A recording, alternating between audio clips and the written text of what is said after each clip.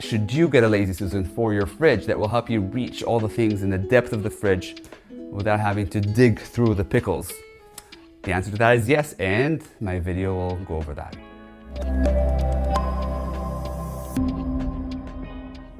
Hello friends! I've been buying a ton of containers and home gadgets that help with organization ever since I went on my own to become a professional organizer. I'm going to give you lots of videos and reviews about these products, and the first of which is this video about a Lazy Susan. A Lazy Susan is one of those round things you have at the center of a big table, and you can turn it around and everybody can reach all the food or all the condiments. Now there's been a lot of progress with Lazy Susans. Lazy Susan technology is thriving, and nowadays they have rectangular ones. Why is this important? It's important because the round ones in a cupboard or a fridge will take up a lot of space and will waste a lot of space. Okay, enough talk. Let's see before, let's see after, and let's decide if the Lazy Susan is right for you.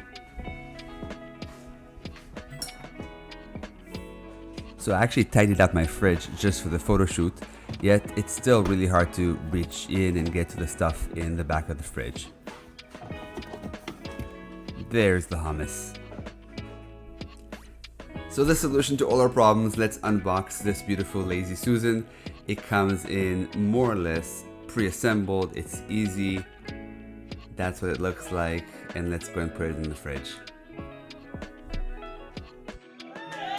And it is a thing of beauty, isn't it? This is of course the after, and reaching anything in the back, even if it's a large heavy jar, is super duper easy. So conclusion time, and this is an easy one if you ask me. It's a well-engineered product, it's the right price, it's gonna make your fridge look much nicer, and it will make everything much more accessible. I think it's a thumbs up for me. Enjoy.